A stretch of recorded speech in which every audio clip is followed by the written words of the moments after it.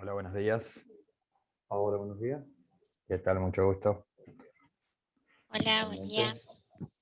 Buen día. Hola, buen día. Buen día a todos. Buen día.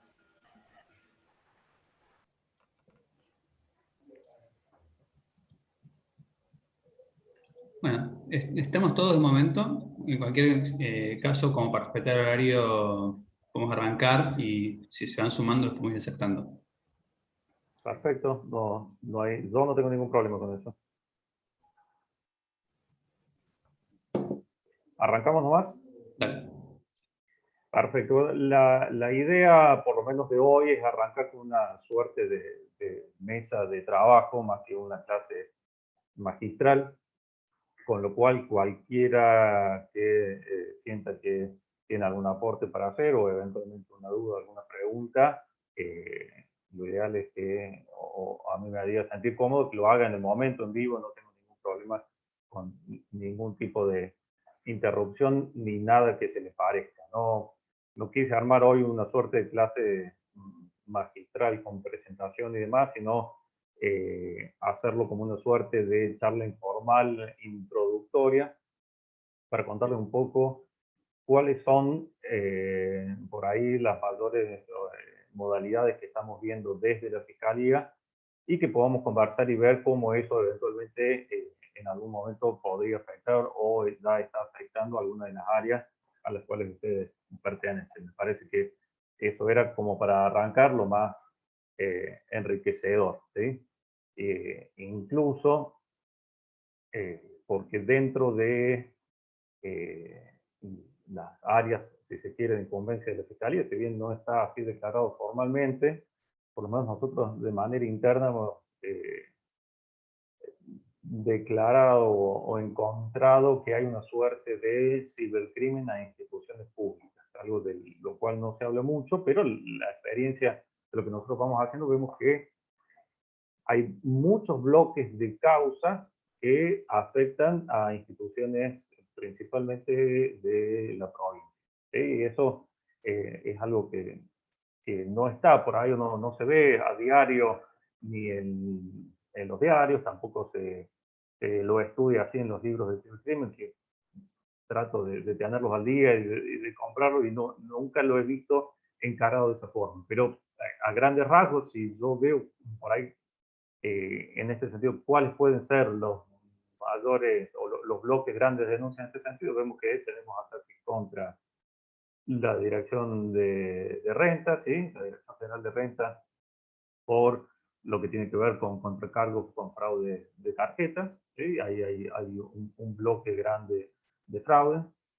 Si bien el Banco de Córdoba es una institución mixta, no es 100% pública, pero hay muchísimos fraudes que atañen a todos los bancos, pero en Córdoba por cantidad de clientes también al Banco de Córdoba. Hemos visto fraudes que tienen que ver con cobros de impuestos también municipales.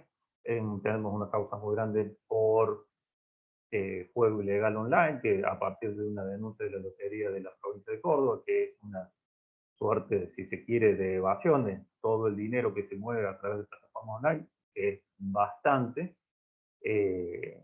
o algunas de las plataformas online, y es dinero que eventualmente no le ingresa al Estado provincial. Así que solo mirando por ahí esos grandes bloques, vemos que hay muchas áreas de esto que se llama o modalidades delictivas o de cibercrimen que afectan al Estado provincial o municipal, pero a las arcas públicas seguramente o a las instituciones más allá de las cuestiones económicas. Así que me parece que es importante empezar a trabajarlo, es importante empezar a ver cómo podemos protegernos o estar atentos a cuáles son las modalidades que se están dando para a partir de ahí generar principalmente dos cosas, porque creo que es importante tener en cuenta dos cosas. Primero, campañas de concientización hacia el público, que muchas veces son quienes caen víctimas de muchas de estas maniobras, cuando una persona está pagando un impuesto o cree que está pagando un impuesto, pero en realidad le está pagando un estafador, es dinero que no solamente pierde el contribuyente, sino que es dinero que efectivamente no entra a las arcas del Estado. Así que eso es un problema no solamente del particular, del contribuyente, sino también, por supuesto, del Estado provincial, y es algo que entiendo que desde el Ministerio es para prestarle atención. Pero lo otro también tiene que ver con los procesos internos para detectar este tipo de maniobras, para identificar cuáles son los mecanismos, saber cómo se mueven, qué tipo de información nos puede servir eventualmente a nosotros después como fiscalía para poder investigar este tipo de hechos. Y por último, hay algo que, si bien no se ha dado,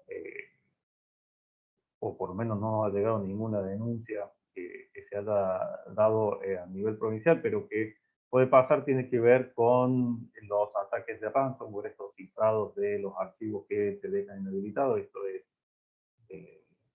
son ataques muy complejos desde lo técnico, muy complejos para investigar, y el daño que provoca es realmente muy grande. Así que eso también, si bien no es responsabilidad un poco del área técnica de estar prevenido, pero también hay muchas cosas que tienen que ver con prácticas internas que está bueno saberlo. Estas cuestiones de traer un pendrive de su casa para imprimir algo, o no cuidarse cuando uno se está conectando remotamente, puede ser la vía de ingreso de algún código malicioso que termine cifrando alguna base de datos o lo que sea del Estado provincial, que eso sería realmente grave, muy grave. No son tantas, pero hay muchas denuncias en la Fiscalía con lo que tiene que ver con ransomware, algunas de estudios contables importantes, otras de estudios jurídicos. Hay una causa, no lo quisiera develar, pero hay una causa muy importante, una causa penal muy importante, donde la prueba estaba alojada en servidores, y esa prueba fue cifrada por un ransomware, y la verdad que el daño que se provocó a la investigación es enorme. No sé si todos los que están acá saben de qué se tratan este tipo de ataques de ransomware, si no los explicamos mínimamente. Sí. No veo todo, si alguien levanta la mano o dice algo. Sí, los conocemos. Perfecto. Listo. Entonces, este tipo de ataque también tiene que ver muchas veces con la cultura interna de cada institución, y cuáles son los cuidados que hay que tener a la hora de manejarse con conexiones remotas o con esto. Están en inglés, se usa mucho. La verdad que no sé si hay una traducción en español del Bring Your Own Device, que se pone como una B larga Y, o D, que sería que si usted lleva su propio dispositivo, como les decía antes, un pendrive, un disco externo, demás, que puede estar infectado, conectarlo en una máquina de la red interna de la institución podría generar un daño gravísimo. Ese cifrado hace que se pidan rescates en bitcoins, en billeteras, o en bitcoin o cualquier criptoactivo, en billeteras que son difíciles de rastrear, pero principalmente lo más complicado, más allá de esa exigencia del dinero, tiene que ver con la pérdida de la información. Recuerden que esto le pasó hace pocos meses a Migraciones, que le cifraron todos los archivos, se pedía un rescate millonario en dólares, y la consecuencia no solamente fue, aunque no se sabe si se perdieron los archivos o no, pero esos archivos se terminaron publicando, y información súper sensible de migraciones se terminó publicando en Internet. Así que en ese sentido, la cultura interna y de cada uno de los usuarios, y lo que tenga que ver con la seguridad, no es solo un tema de la gente de sistemas. Que la gente de sistemas de seguridad informática tenga que arbitrar los medios necesarios para que no pase algo, sino también tiene que ver con cómo cada uno se maneja, cómo cifra su información, cómo se conecta, o qué dispositivos incluso conecta a los dispositivos informáticos de de la institución, ¿no? Cuando uno lleva y cuáles son los requisitos y demás que hay para este tipo de cosas. Nos pasa a diario en la fiscalía que los abogados defensores nos piden copia de las actuaciones y copia de las pericias y demás que se hacen sobre dispositivo informático, que es algo muy pesado, que no se puede mandar por mail, y si no hay ningún problema, yo te traigo un disco externo para que me lo graben. No, yo no puedo meter un disco externo o un pendrive traído en un dispositivo informático de tribunales porque con buena o con mala fe eso podría generar un desastre dentro de tribunales y disparar una infracción con algún código que sería muy difícil luego de reparar. Entonces esto también nos trae el desafío de ver y de saber cómo manejarnos con este tipo de situaciones. Pero bueno, sacando lo que tiene que ver con particularmente el ransomware, lo que más hemos visto y lo que más estamos viendo es desde la Fiscalía lo que tiene que ver con la creación de falsos perfiles. ¿Sí? Cuando se les nombraba a las instituciones atacando, les he de contarles que también hay falsos perfiles de EPEC, muchísimos y muchas, no solo en Instagram, sino en Facebook, con campañas falsas diciendo pague con un descuento y demás. Suele pasar también con la dirección de renta que dice, bajo la excusa de que uno puede pagar con TIPA, que es un tipo de descuento para, creo que para las multas, o había en su momento otro descuento que había en rentas que tenía un nombre, no lo recuerdo en este momento, pero que bueno, era parte de una campaña. Bueno, con eso es la manera de captar personas y tomar el dinero. Así que vemos que no hay prácticamente posibilidad de frenar la creación de perfiles falsos de instituciones oficiales en redes sociales. Y siempre vamos corriendo detrás.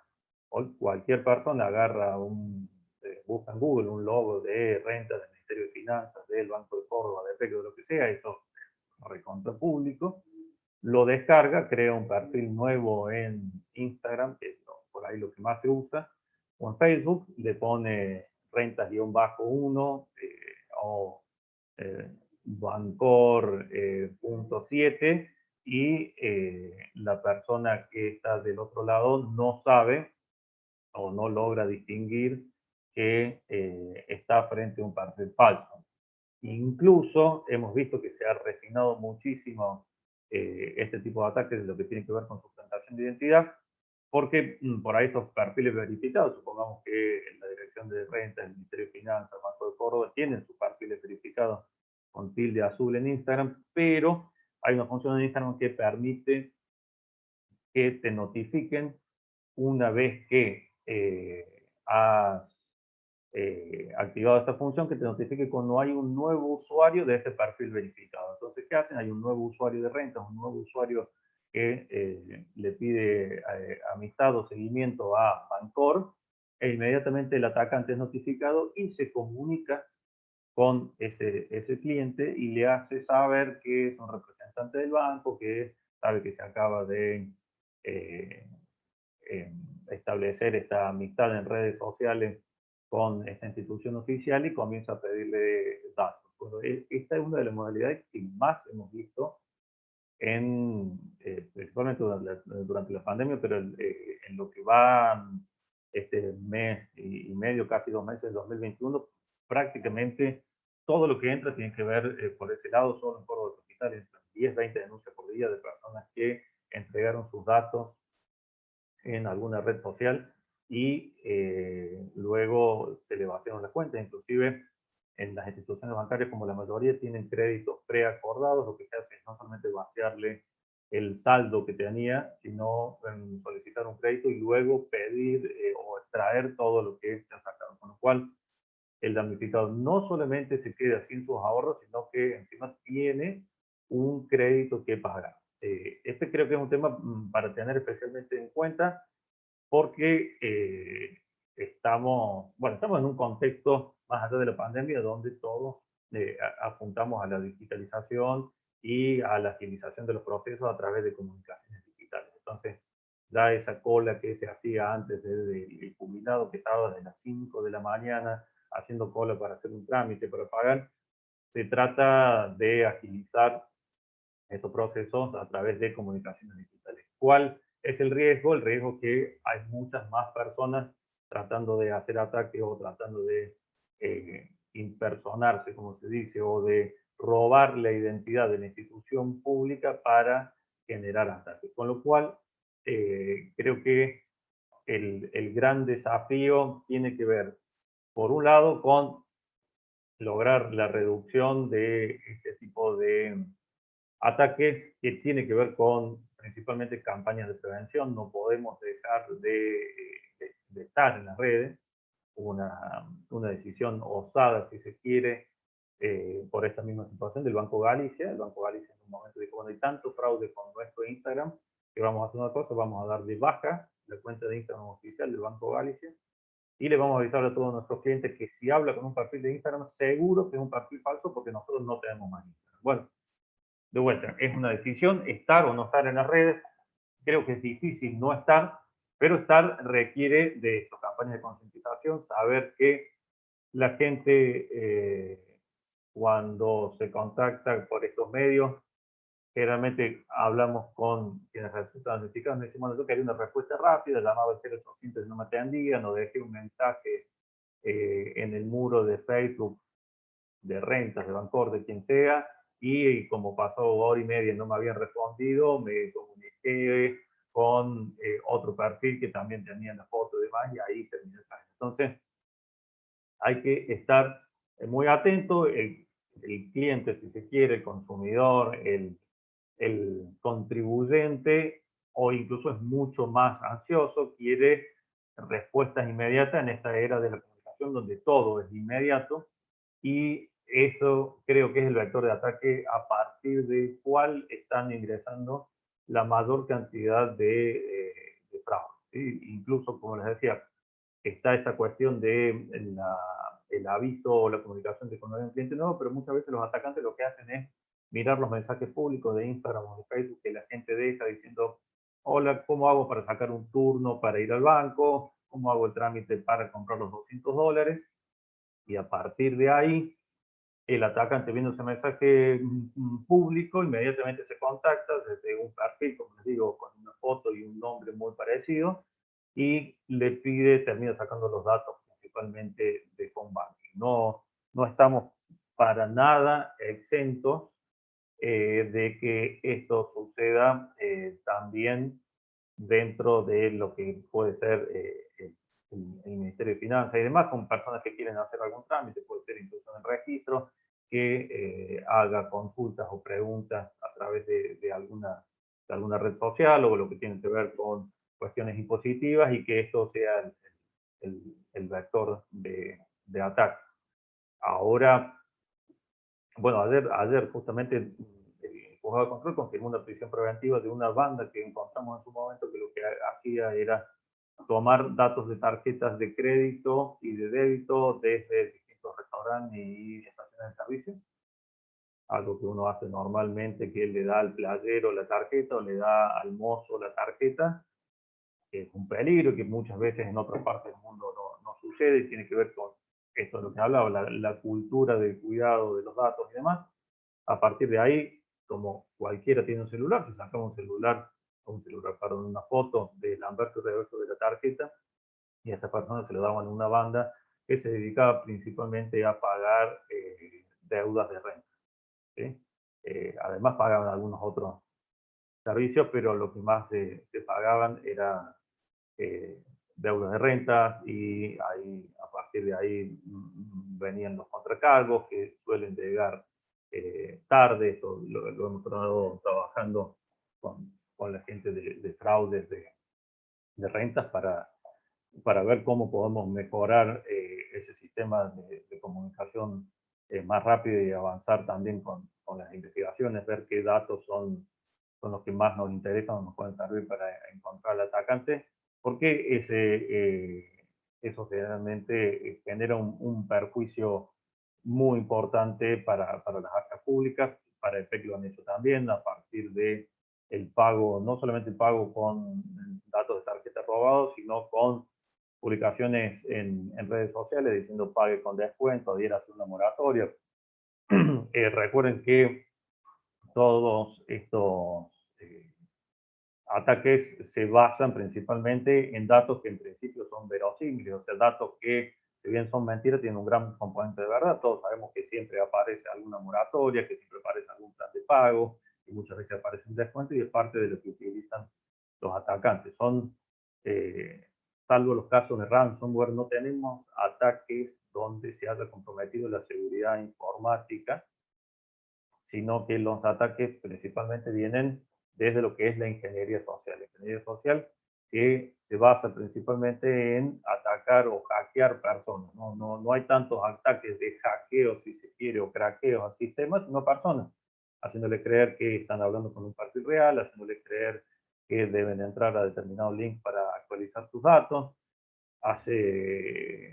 Bueno, ayer, antes de ayer, no llegó ninguna denuncia, pero sí vi que estaba circulando un WhatsApp donde te mandaban un link para inscribirte en CIDI para poder vacunarte, y ese link no era más que una campaña de phishing para robarte los datos y demás.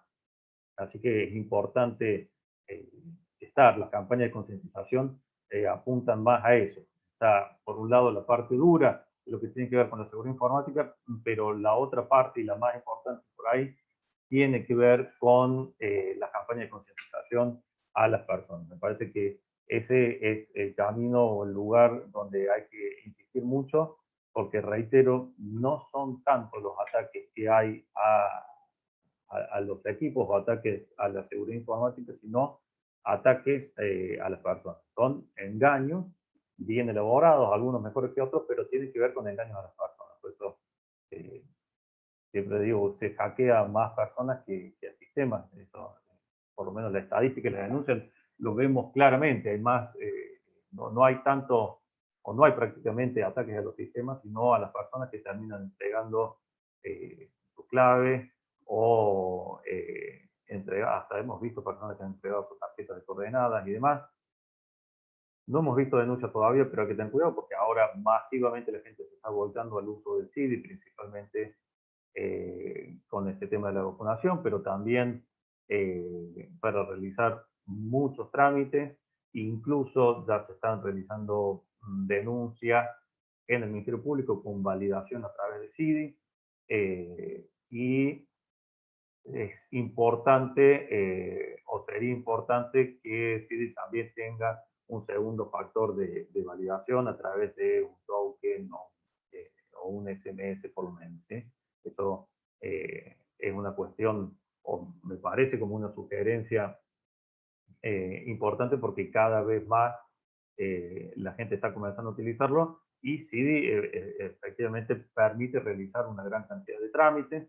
Yo no sé, no estoy seguro, y esto lo digo más como usuario que como fiscal, si CIDI también está asociado a PaperTick para hacer los pagos, y hay datos de tarjeta, porque en este caso, si alguien pudiera acceder al CIDI de otro, podría con esos datos de tarjeta pagar impuestos tal vez de terceros. No lo sé, o no estoy seguro. Cuando pago siempre me llega el PaperTick, pero no sé si me pide los datos de la tarjeta o ya están ahí precargados. Pero bueno, es importante en ese sentido tener bien claro que se están realizando este tipo de ataques y cuáles son las medidas de seguridad.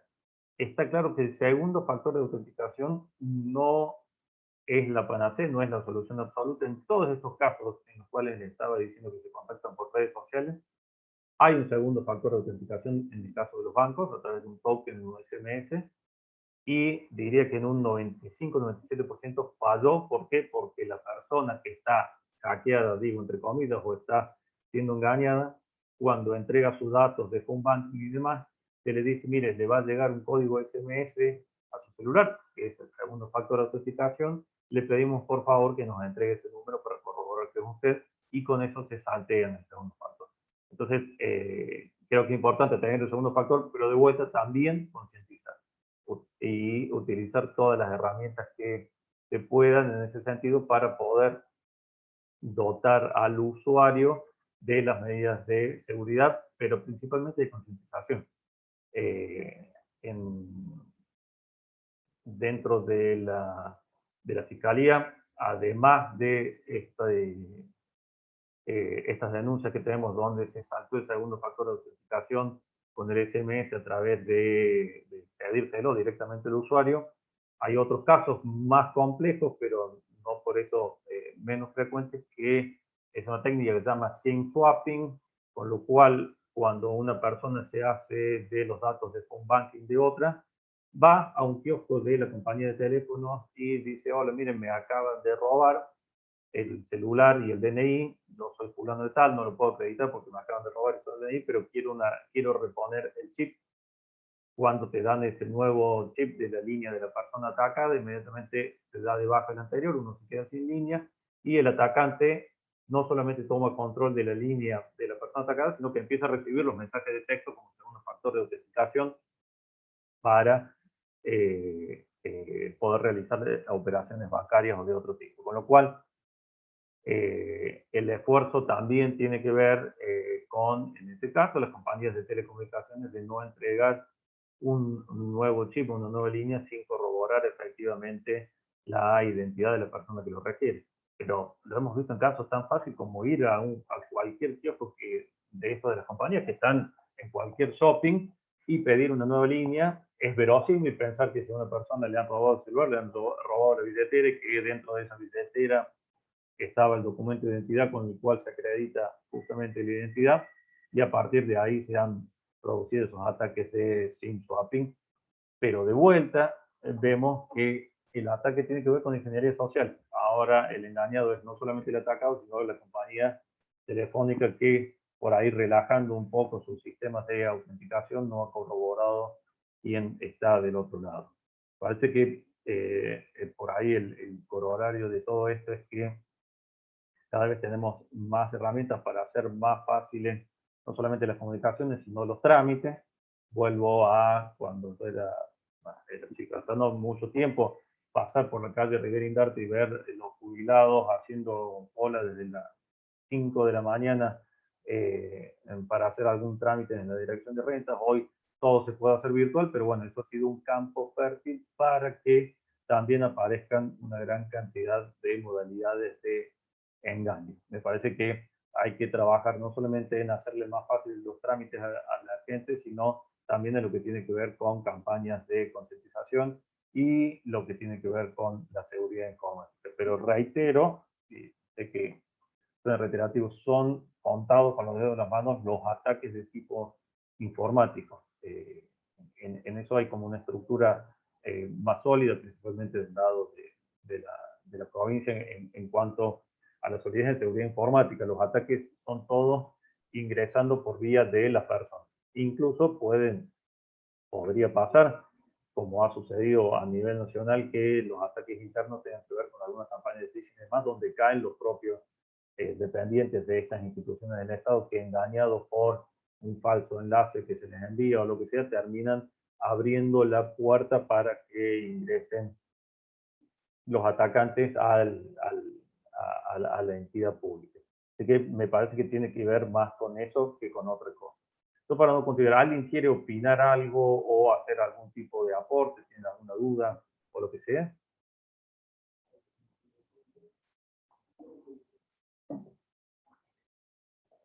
No, nadie. Bueno, espero que esté siendo por lo menos claro. Pues entonces, viendo que la mayoría de los ataques se dan con o a las personas, más allá de el trabajo que haga la gente de seguridad informática de cada una de las instituciones, viene la otra parte. Una vez que sucedió ese ataque, ¿qué hacemos? La particularidad que tiene en general lo que es el cibercrimen, le llamemos financiero, es que es un delito que yo le damos en blanco. En blanco, ¿por qué? Porque si alguien se toma la cuenta de una persona para extraer el dinero, en general ese dinero se extrae a través de transferencias, y la transferencia siempre es de una cuenta a la otra, y cuenta de destino está siempre identificada, no hay cuentas a ciegas, si se quiere, o anónimas, ¿sí? Pero el mismo Banco Central regula todo lo que tenga que ver con las cuentas y la creación de cuentas bancarias, incluso en los bancos virtuales vemos que cada vez se utiliza más Brubank, Rebanking y demás, Walla, ese tipo de billeteras, pero todos tienen una regulación del Banco Central a partir de la cual se pueden abrir las cuentas y hay que se identificar. Así que, ¿qué pasa? Como ese es un fraude, o son generalmente estas transferencias de dinero un fraude en blanco, si se quiere, quien ataca no pone su cuenta como cuenta de destino porque sería fácilmente identificable, sino que las cuentas de destino a donde va el dinero, o bien cuando se paga un servicio, en general, salvo nadie paga con una tarjeta robada el inmobiliario urbano de su propia casa, porque en general eso lo delataría fácilmente, sino lo que se hace es pagar impuestos de terceros y cobrarle a ese terceros. Aparecen estos falsos gestores que dicen que no te hagas problema, vos dame el efectivo que yo te pago y después te traigo la boleta pagada de renta, haciéndose cola, o no tenés que ir al Rapipago, o bien aprovechando la pandemia, como estaba todo cerrado, no te preocupes, yo te pago online, si vos tenés tarjeta, lo que sea, dame el efectivo y el que paga con tarjeta robada. Pero lo cierto es que en general, salvo rarísimas, muy raras excepciones, el atacante no se expone, sino que o paga datos de terceros o paga o transfiere a cuentas de terceros. En el caso de las cuentas, les llamamos cuentas mulas. Las mulas son los que reciben el dinero a cambio de quedarse con un pequeño porcentaje. Muchas de esas mulas dieron un aviso clasificado en internet, en un diario que dice gane dinero de su casa, solamente tiene que tener una cuenta de Mercado Libre de un banco. De repente comienza a recibir una cantidad de dinero por día o por semana y viene alguien, le dice que lo extraigan en efectivo y se queda con un pequeño porcentaje.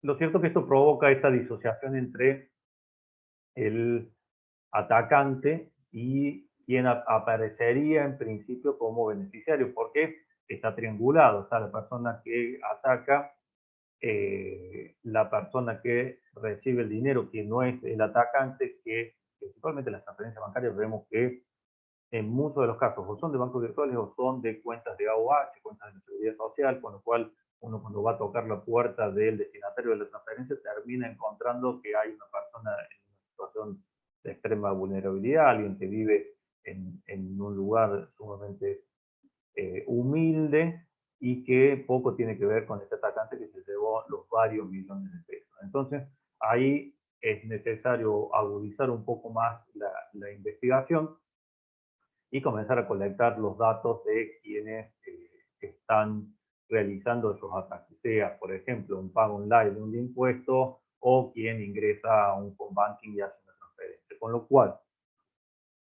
en cuanto a los datos que nos sirven a nosotros para colectar, no solamente está el destinatario del pago de rentas o el destinatario de esa transferencia de dinero, sino que es muy importante saber quién estuvo operando dentro de la plataforma, sea dentro de home banking, sea dentro de la página de renta pagando un impuesto, sea dentro de la página de registro generando una tasa y pagando esa tasa, cuando lo está haciendo desde con un medio de pago que no es el propio, sino que ha sido obtenido fraudulentamente. Por eso, lo que tiene que ver con la posibilidad de tener que hacer estas operaciones estando logueado, con algún correo de recuperación verificado, con algún teléfono que esté verificado, guardar los logs de conexión, porque ¿qué va a pasar? Vamos a encontrar con que el atacante que hizo la transferencia entró al home banking y seguramente se conectó desde un lugar y la cuenta mula está en otra, no va a haber conexión prácticamente con la cuenta mula, con lo cual la posibilidad de identificar al atacante, independientemente de la responsabilidad que le pueda caber a la mula que está como intermediario, va a depender la mayor parte de las veces con la información que podamos obtener nosotros de los ingresos a la plataforma. Por eso siempre es importante contar con buena cantidad de datos de las personas que están realizando estas operaciones online. Por supuesto que esto estúpida con la idea de hacer cada vez más ágiles los pagos, cada vez más ágiles la comunicación. En algún momento, recuerdo hace muchos años, una conversación con alguien de un banco cuando se había establecido la clave alfanumérica para la extracción de dinero en cajeros automáticos, que me decía, bueno, miren, la verdad que tenemos muchas quejas de los clientes porque se olvidan la clave, porque tienen que acordarse el PIN del cajero más la clave alfanumérica o la clave alfabética, perdón, porque no solamente alfabética, la clave alfabética, y eso nos trae, si se quiere, mala prensa con los clientes, nos trae problemas con los clientes y demás. Entonces, a mayor medidas de seguridad, mayor por ahí queja de los clientes en cuanto a que se hacen más engorrosos los trámites y empieza la pelea entre el sector de seguridad informática, el sector de fraudes y lo que tiene que ver con marketing o con relaciones con el cliente, ¿no? Entonces, a mayor paso de seguridad, se nos va a quejar más el cliente, de vuelta va a atentar contra esta idea de hacer todo virtual y cada vez más fácil, pero evidentemente ahí tenemos una colisión de intereses en la cual, o sobre la cual hay que tratar de encontrar un equilibrio, ¿sí?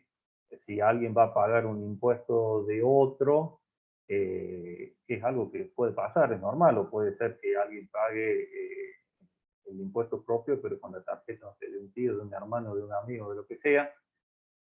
Pero bueno, habría que tratar de tener por lo menos medidas mínimas de seguridad que permitan rastrear a esa persona que está pagando con la tarjeta, que no está su nombre, un impuesto o una tasa en el registro y demás.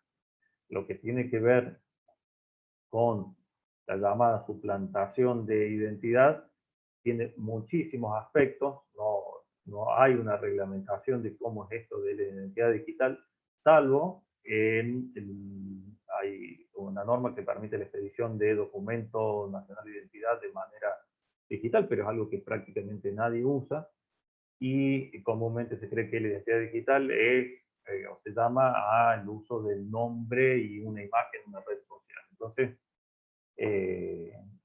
cualquiera hoy puede crear una identidad digital de otro. Yo hoy puedo tomar ahora, hacer una captura de pantalla de algunos de ustedes, utilizar esa foto y su nombre que está abajo de su, en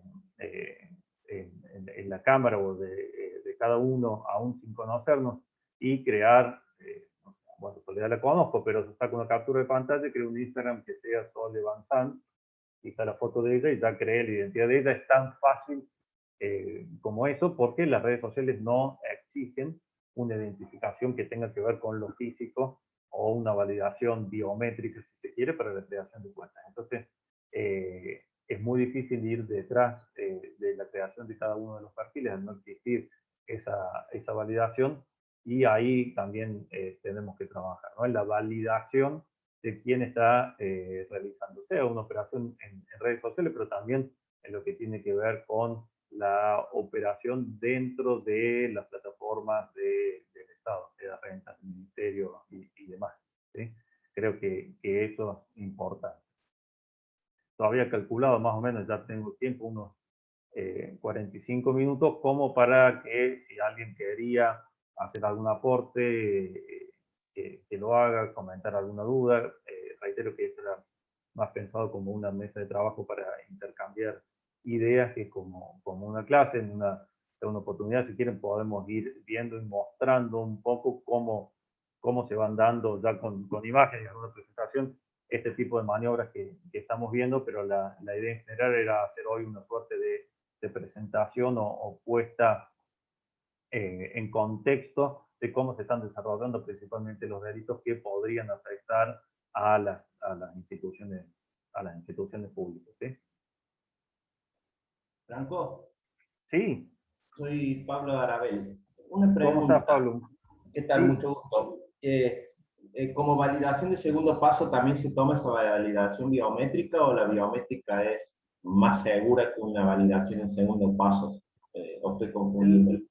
Las biométricas generalmente, como son más difíciles, porque si hay que tomar una huella digital y demás, nadie tiene un lector de huella en general en el teléfono celular, más allá de unos iPhones y demás, suelen tomarse. Por ejemplo, yo cuando fui a hacer CD2 a título personal, ¿no? Como fijan, bueno, una validación biométrica. Generalmente la validación biométrica es a la hora de registrarse, pero el segundo factor en general tiene que ver no tanto con validaciones biométricas, sino con estas cuestiones del segundo factor se componen de dos cuestiones. Algo que sé y algo que tengo. Algo que sé es una contraseña y algo que tengo puede ser un generador de token en el teléfono celular, un chip de un teléfono registrado donde me llega un SMS. Se supone que en principio que con algo que sé y con algo que tengo es mucho más difícil ser atacado. La validación biométrica me parece que, pero por ahí lo puedo decir más un técnico, sería mucho más complicada que la exigencia de una validación biométrica para hacer cada una de las operaciones que uno quisiera hacer en una plataforma del Estado. Sí, a la hora, por ejemplo, de validar un CD2 y demás, decir, bueno, mire, solo tenemos que saber que realmente es usted, como pasa con AFIP también, que no va a tener que poner la huella digital, se le toma una fotografía y demás. Si tomamos, por ejemplo, lo que hace Mercado Libre o algunos bancos digitales para la apertura de cuentas, lo que hacen es, además de requerir los datos, se requiere una copia del DNI, luego una selfie con el DNI en la mano para ver que es la misma persona y después una prueba de vida que les llaman una liveness o algo así, que es otra selfie donde ellos te indican que tenés que hacer algún tipo de seña, no sé, taparte un ojo, mover un dedo o lo que fuera, como para saber, no solamente... Pero eso lo piden para la apertura de cuenta y no para cada una de las operaciones. Para las operaciones luego, por decir, Mercado Libre tiene el segundo factor, el usuario, la contraseña y algún token que te llega.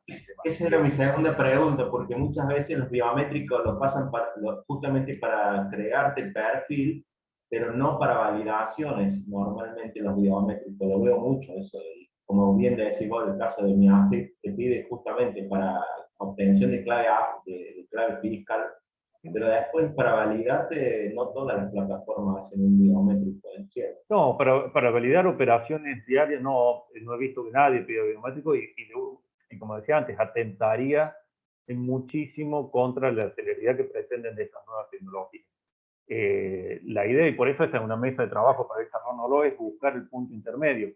Creo que el segundo factor es importante, es mucho mejor que solamente la clave, pero tendría que haber un segundo factor acompañado de, pero es mi opinión y de vuelta, por eso insisto que esta es una mesa de trabajo, no una clase para decir, bueno, esto, yo sé todo y esta es la verdad revelada, sino poder conversarlo y debatirlo, ¿no?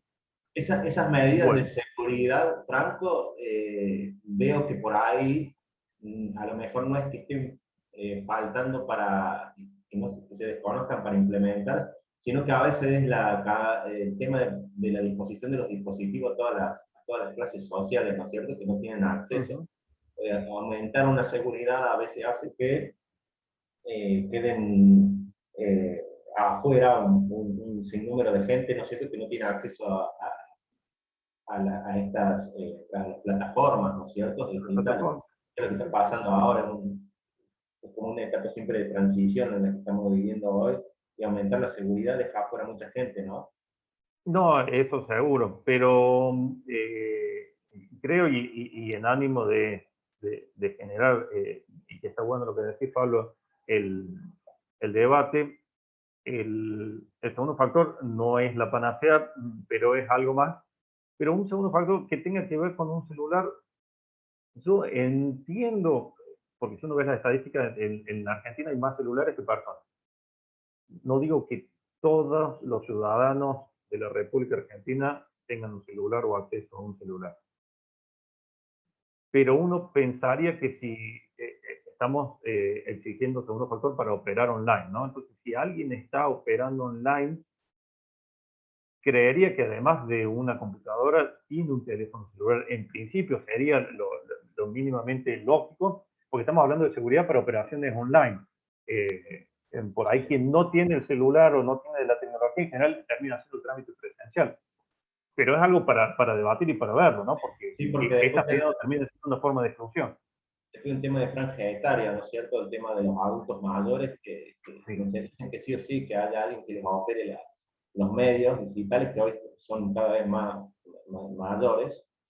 Y bueno, el tema ese también es otro tema también a debatir. Es cierto. Sí, cuando comentaba esto de la clave alfabética en los cajeros, lo que el diagnóstico por ahí de las personas de las entidades bancarias era eso, que el grueso de la queja era principalmente de los adultos mayores que tenían que recordar el PIN y la clave alfabética, y era bastante. Y yo me imagino, no, ya no tengo a mis abuelos, pero en su época se hubieran tenido que estar lidiando con recordar una clave y después el token, que encima es algo que se va refrescando cada 15 o 30 segundos y demás, hubiera sido algo bastante complicado. Pero de vuelta, yo no tengo los datos, tal vez ustedes sí los tengan, del porcentaje de las personas que realizan trámites online, cuántos son adultos mayores. El mayor tema está es que a partir de marzo del 2020, por ahí esas personas que por opción o por su propia realidad hacían los trámites de manera presencial, fueron obligados a hacer los trámites online. Entonces, cuando este adulto mayor, ya no por opción, sino por obligación, porque no podía salir de la casa, tiene que hacer el trámite online, bueno, ¿qué herramientas le vamos a dar para validar o cómo los vamos a asistir? La cantidad de fraudes que hay por llamados telefónicos a adultos mayores es descomunal.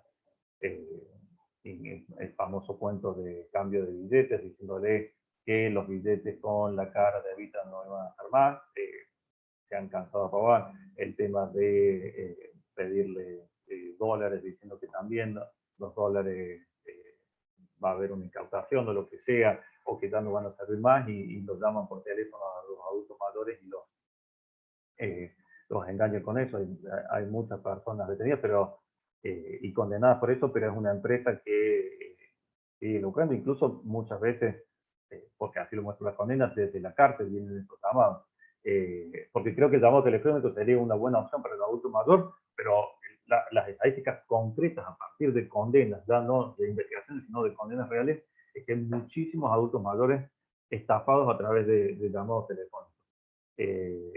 Pero creo, y me parece buenísimo el aporte, Pablo, porque creo que estas mesas o estas charlas sirven para plantear estos temas. Es decir, bueno, para esta franja, segundo factor, token y todo lo, pero ¿qué hacemos con los adultos mayores? Que son muchos y que muchos de ellos incluso cobran su jubilación a través de un banco estatal como el Banco de Córdoba. ¿Cómo hacemos para que ellos puedan validar? ¿Cómo hacer para que puedan pagar online sus impuestos sin que sea algo tan engorroso que terminen por dejar de pagar, o peor aún, que en tantos intentos fallidos se les termina bloqueando la tarjeta y no le pueden usar para nada, que también ha pasado. Así que me parece que está bueno para plantearlo, Pablo, hacer un ida y vuelta y ver cómo podemos afrontar este tema con esa franja etaria. Tal cual, tal cual. Gracias, Fran. No, por favor, y me parece bueno el debate para atenderlo, ¿no? Porque, como decía, no tengo la solución, sí contarles lo que hemos visto desde la experiencia. Por ahí el teléfono sí, pero el teléfono también advertir que ha sido un gran factor para la comisión de fraude justamente contra esa etaria, y claramente que pedirles que estén registrando el SMS y demás es complicado. Entonces, tampoco es un fenómeno que pase solo en Córdoba, ¿no? Es algo que pasa a nivel mundial, y hay que estar atento, y por ahí se puede ver cómo lo han solucionado, si es que han podido hacerlo en otras partes del mundo o del país. También hay mucho fraude, no sé, entré un poquito tarde porque pensé que empezaba después el curso y me informé mal.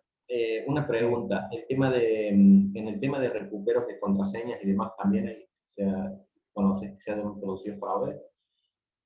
¿Recuperado de contraseña a través de un enlace malicioso tipo phishing o con algún engaño de otro tipo?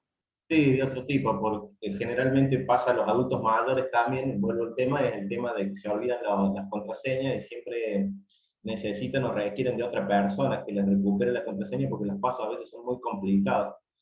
Me ha pasado con mis viejos y le he tenido que ir a solucionar yo el tema pero también a riesgo de que ellos, si hay alguna forma de que ellos metan la pata en esto, o vos conocés que se han producido fraudes a través de recuperos de contraseñas y demás. No, no hemos visto mucho de recupero de contraseñas. Sí de obtención, como había contado al principio, de obtención de contraseña a partir de contactos en redes sociales para alguien que tiene que hacer algún trámite. Eso sí, pero con recupero de contraseñas no hemos visto nosotros desde la Fiscalía ese tipo de casos. Sé que para suplantación de identidad, digo, a veces que a personas, digo, físicas, ¿no? A veces sí, eso de suplantación de identidad, por ahí es de lo que más hemos hablado hoy, porque es como el gran tema, la suplantación de identidad y el uso de identidad de entidades bancarias o entidades públicas para contactarse con la gente y requerirle el usuario y la contraseña y el segundo factor a través de un SMS. Pero no tanto fraudes a partir de personas que querían hacer un trámite porque se les había bloqueado la contraseña. No hemos visto esa casuística. Está bien. Hola, ¿qué tal? Mi nombre es Marina, trabajo en auditoría de rentas. Hola Marina, ¿cómo estás? ¿Cómo estás? Te quería preguntar, los fraudes, bueno, se producen cuando le roban datos a las personas, pero pueden ser que algunas billeteras o plataformas de pago como Mercado Pago, Todo Pago, hayan filtrado datos o les roben datos a ellos. No sé si pasó o puede pasar. Sí, digamos, como pasar puede pasar, pero no lo hemos visto, nosotros no hemos identificado esa modalidad hasta ahora, que haya habido filtraciones de datos por parte de estas billeteras virtuales. Hasta ahora, por lo menos, no lo hemos visto. Muchas veces, analizando un poco cada una de las denuncias, yo siempre les leo y trato de identificar factores comunes o trato de pensar y ver qué fue lo que pasó. Y muchas veces les pido a quien trabaja conmigo, cítenlo de vuelta al denunciante porque por ahí están convencidos de que hay una filtración y demás, pero uno haciéndole un poco más de preguntas se termina dando cuenta que, como les digo, entregó la tarjeta al playero de la estación de servicio y sin darse cuenta en 2 segundos se quedó sin los datos, o realizó un trámite en una página falsa y no se dio cuenta, o lo que sea. Realmente no hemos visto, no sean ni ánimo ni mucho menos de defender a estas compañías, pero no hemos visto que haya habido filtraciones de datos de parte de ellos, datos de tarjeta de crédito o de débito. La verdad que por lo menos no hemos identificado esa modalidad nosotros. Bien, perfecto. Gracias. Se supone que tienen estándares bastante altos. Bueno, Mercado Libre está cotizando en la bolsa de Nueva York, entonces tienen como para poder llegar a cotizar en bolsa y demás, entiendo que tienen que haber alcanzado unos estándares muy altos en cuanto a seguridad y normas de compliance y demás, si no podrían ni siquiera empezar a cotizar ahí. Pero de vuelta, no desconozco en lo interno si lo tienen hecho o no. Estoy hablando en general a partir de información que uno puede ver en los medios en cuanto a que están cotizando y demás y saber cómo está regulada esa actividad. Pero en concreto no hemos tenido denuncias o investigaciones en las cuales haya surgido la posibilidad de que se hayan filtrado datos de esta. Sí, algunas veces tenemos algunas sospechas, pero todavía no lo hemos podido corroborar, que pueden haber surgido datos a partir de personas, de empleados infieles de call center. Pero todavía no lo hemos podido corroborar, es una sospecha.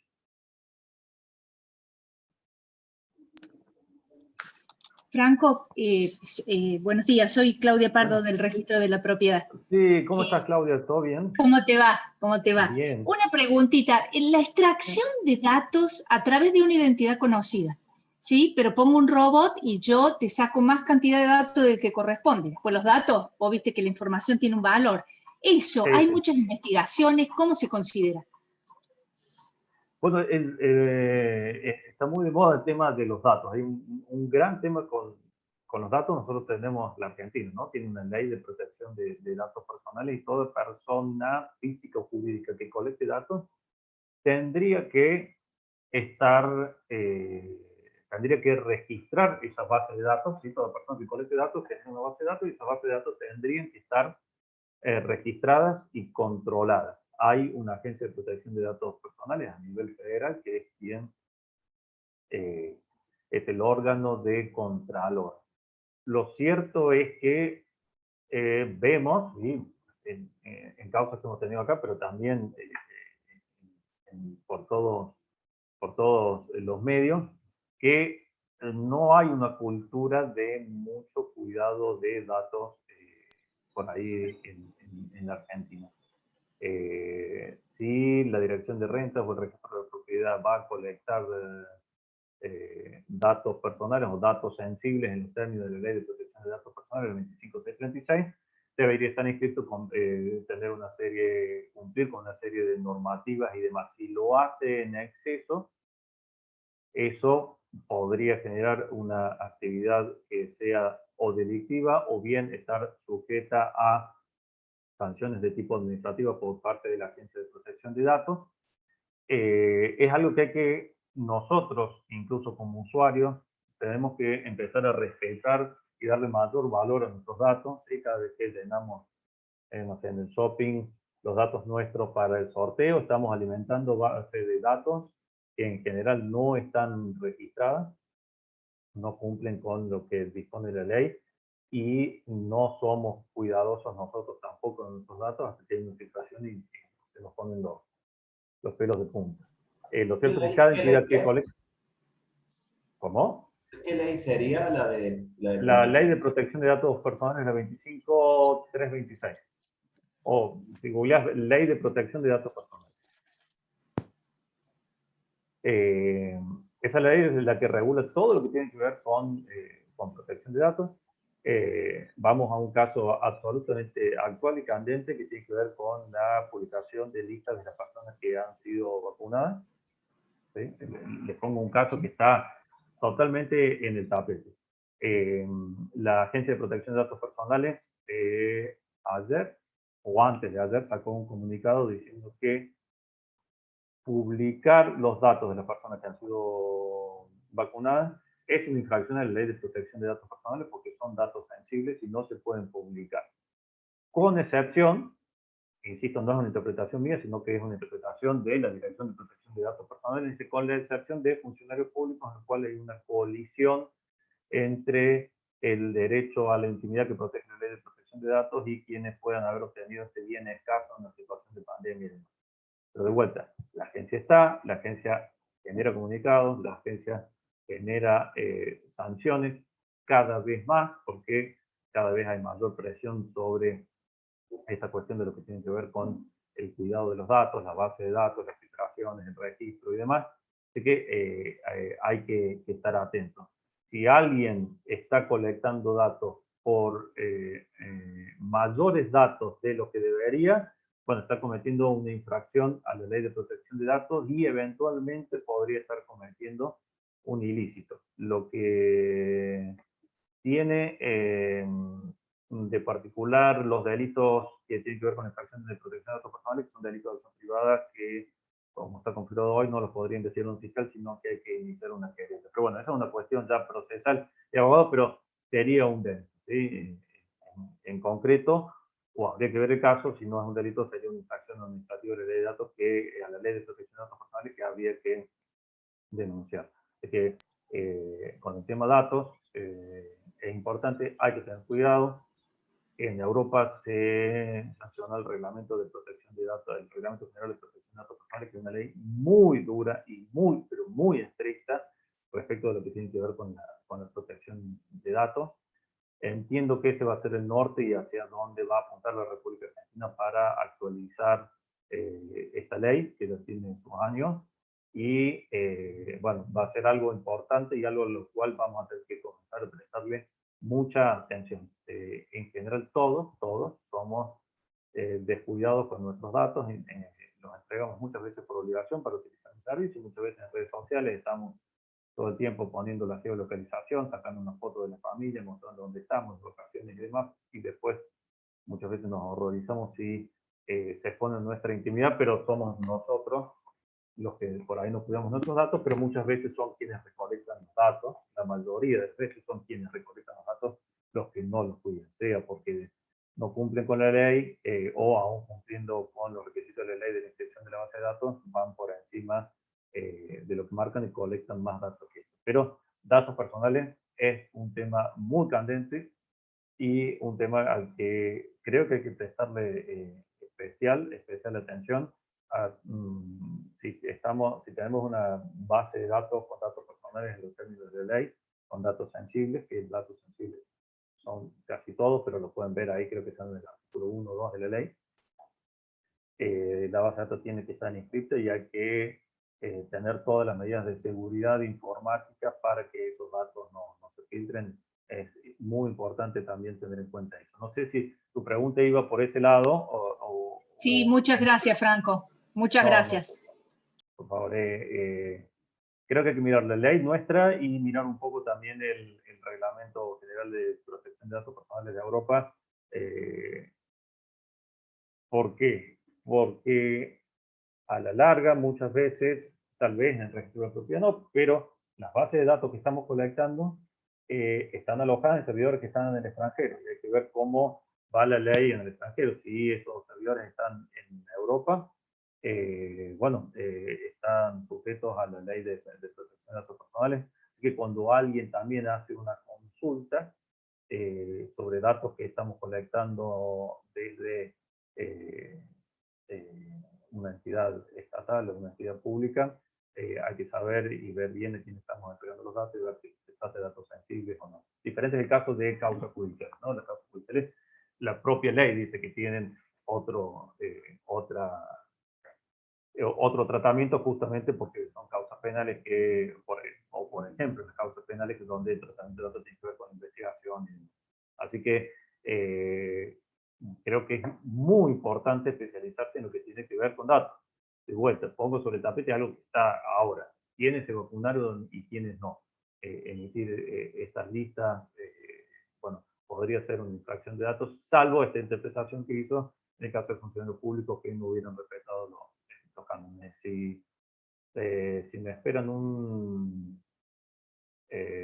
segundo, les comparto ahora el link con el PDF acá en el chat, el link con el PDF de lo que emitió la Agencia de Protección de Datos Personales, porque me parece importante y sirve para verlo. Denme un segundito. Que ahora lo busco. Disculpen la informalidad, no sabía que íbamos a ir por ese lado, pero lo tengo acá en la computadora entre mis cosas.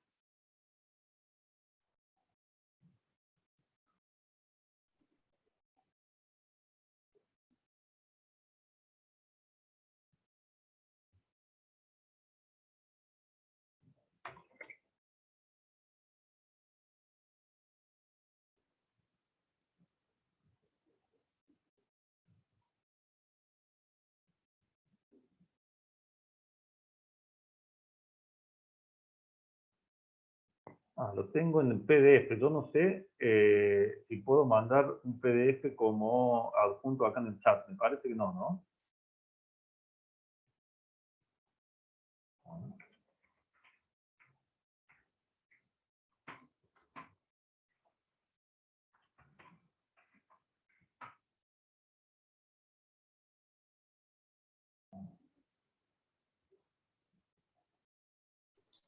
Franco, ahí me parece donde dice archivo, ahí lo podés adjuntar, me parece.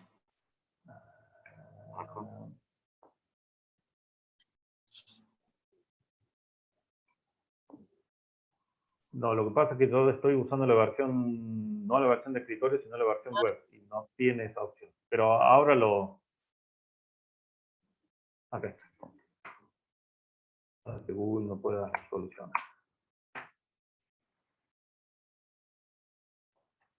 Bueno, ahí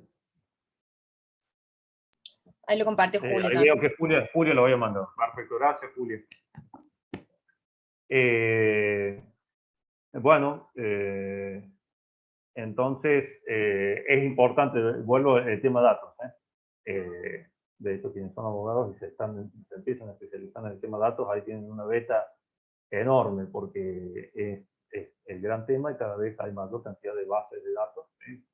Todas son bases de datos y arranca el tema de la relación y el entrecruzamiento de datos, redes neuronales, inteligencia artificial a partir de datos cruzados de bases de datos y demás. Así que hay un campo fértil y un futuro importante en lo que tenga que ver con eso. No sé si hay alguna otra pregunta o duda o comentario o aporte.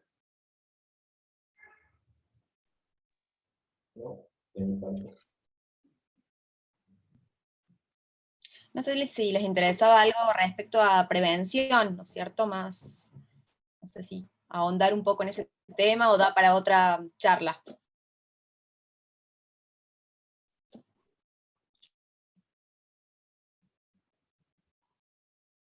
En otra charla, o si quieren, a través de Soledad, que en ese contacto, pueden generarse otras dudas, inquietudes y demás, para en algún otro momento generar otra charla y mostrar por ahí en concreto, si es que a alguien le interesa, cómo se están trabajando por ahí dentro de lo que se puede mostrar, algunas investigaciones, o ver cuáles están siendo los vectores de ataques, como para que pueda ser de utilidad para todos. En lo particular, a partir de varios años, muchos años trabajando en su momento en lo que tiene que ver con las investigaciones de la causa del registro de propiedad, por eso conozco a varios de ustedes, veo que está Alejandro Vega por ahí, con quien fuimos, está Marisa Camporro, bueno, Ale Vega fuimos juntos de todo, incluso, así que nos conocemos desde hace muchos años. Es un tema que me gusta siempre, que me interesa, porque lo hemos vivido de alguna manera en lo que tiene que ver con fraudes y demás. Así que a partir de ahí hay que ver lo que está o lo que puede llegar a pasar con firma digital, si puede haber algún vector de ataque por ese lado, lo que tiene que ver. Bueno, en su momento investigábamos el robo de los tomos, la extracción de los folios y demás. Bueno, ¿qué pasa ahora con el folio real electrónico, los folios, o el documento o el asiento totalmente digital? ¿Cuáles son las posibilidades de ingresar, de modificar? ¿Cómo se puede hacer un seguimiento de eso para que no haya inconvenientes y demás? Así que siempre es importante verlo desde esa óptica, en función de evitar que lo que sucedió en el pasado, aprovechándose de esos tomos antiquísimos del siglo XIX o antes incluso, evitar o ver si hay podría haber algún factor o algún vector de ataque a lo que tiene que ver con el documento de los asientos electrónicos digitales. ¿Sí? Yo, les agradezco a todos por estar. Quedo a disposición para que armemos alguna otra. Los invito que en cualquier otra de estas charlas, quien quiera sumarse para opinar, aportar, siempre es bienvenido. No, mi idea para nada tiene que ver con una clase magistral, ni nada, e incluso esto es tan cambiante que uno siempre va aprendiendo, a partir de algún caso, de lo que sea, se puede analizar o ver situaciones como las que planteaba Pablo, ver qué pasa con los adultos mayores y demás. Así que me parece que la tónica por ahí es importante generarlo como una mesa de trabajo donde nos retroalimentemos todos y cada uno a partir de las experiencias y los conocimientos de todos. Gracias, Franco. Gracias, Franco, muy amable siempre. Muchas gracias. Muy bueno. Gracias. Chao, chao, gracias. Gracias, buen día.